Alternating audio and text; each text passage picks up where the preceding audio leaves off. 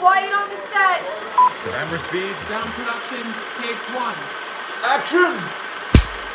Welcome back at AKAPAD. It's more and more complex to unpack movies, AKAPADers. Anaconda 2025. I just want to say, out of the gate, absolute recommendation. There's things that happen in this movie, and it's a meta commentary on just life and growing up with people and moving on and sticking to your guns and sticking to your truth.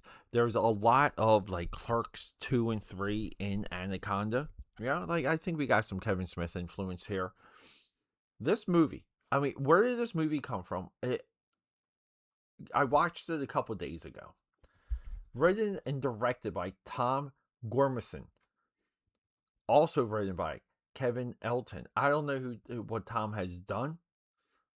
His Wikipedia doesn't even have a clickable name. This movie cost $45 million. Box office $135 million. This movie went viral. People were talking about it. People were not making fun of it.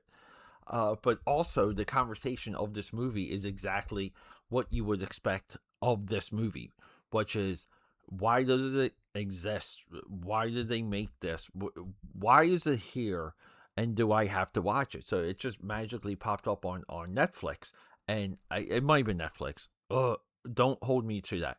And we're better for it because we live in a postmodern world. It's tough to describe. But these are two individuals that grew up obsessed with the original Anaconda movie.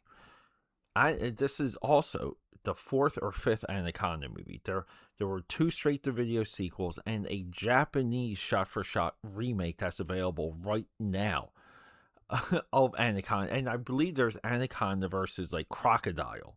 So this is, for whatever purpose, has become a generational franchise. And some of you might sit down and say, well, they're making fun of these movies and this and that. The original, let's say the original three, the second one, which is like the Quest for the Black Orchid, they're serious movies. The remake is a serious movie. The Chinese remake is a serious movie.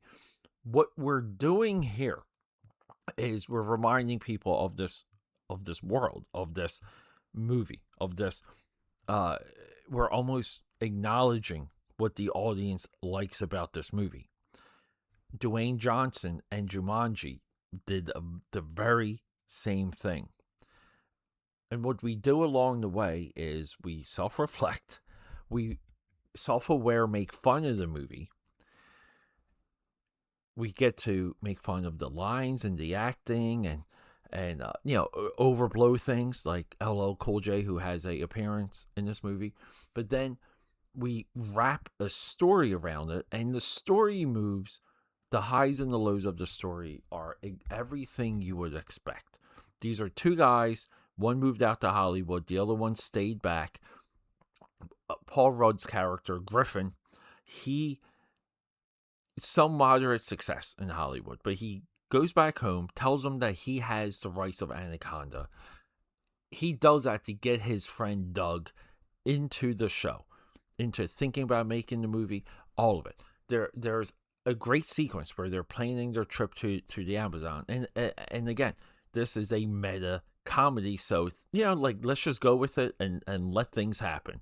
There's a lot of like Woody Allen. If you watch enough Woody Allen movies, Woody Allen is a little bit better with it, I'll say. But in Woody Allen movies, like things just happen to happen.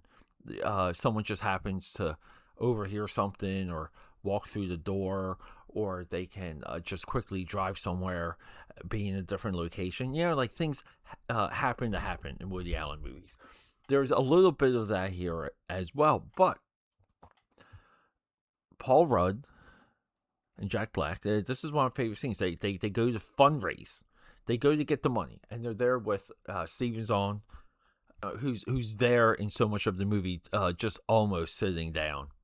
They try and raise the money. I think originally they had like $9 million budgeted. They could only get a $9,000 loan, so now it becomes a $9,000 movie.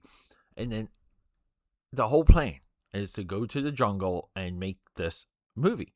They're making Anaconda. They hire a guy who has a snake, so they have the snake. They end up killing the snake, and that becomes a scam on its own. So it's almost like the journey to make this movie is as treacherous as the environment that they're making the movie in. And then along the way, they find out that Sony is remaking the movie as they're making their movie, and that we get the scene, the "you lied to me" scene, and then later they have to come back together and have their come to Jesus moment. Movie's going to wrap and roll the credits. We're good to go.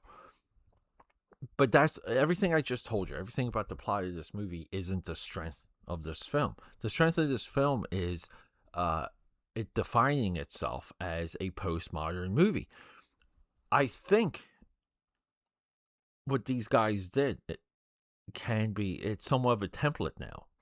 We can see it in other franchises. We can technically see it in Fast and Furious. We can see it in even a movie like Cliffhanger. Like, do you guys remember when they were supposedly remaking Cliffhanger? And it was going to be like all girls and people just like flipped out.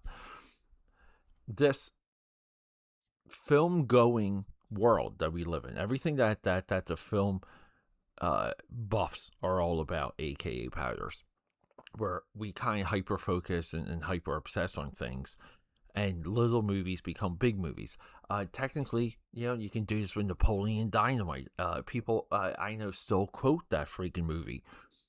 But then you make a movie about people making their own Napoleon Dynamite movie, and then we get this Scream effect where, again, Jamie Kennedy's character is like the Quentin Tarantino, the real-life Quentin Tarantino, in that movie, who knows all the rules of the horror movies, and the killer's going to have a certain beat and follow certain rules, and then these are the rules, and that was the mind-blowing part of Scream. This movie is, as meta commentary is, it's a giant bag. It's a bag of a template for future movies. It's a bag of films that did the same thing and deviated. It's a template of how we can do a sequel, but not really do a sequel, but at the same time look back to the original movie. This movie. It's just fascinating. I think I need to collect more of my thoughts. I don't know if you guys got that tone in this episode where I'm just fighting to define it.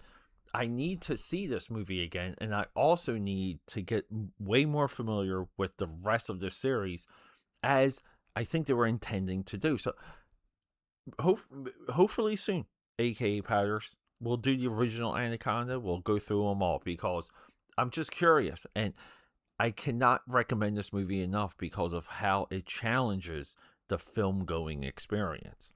It's meta, baby. All right, AK Powders, I love you. Rock and roll.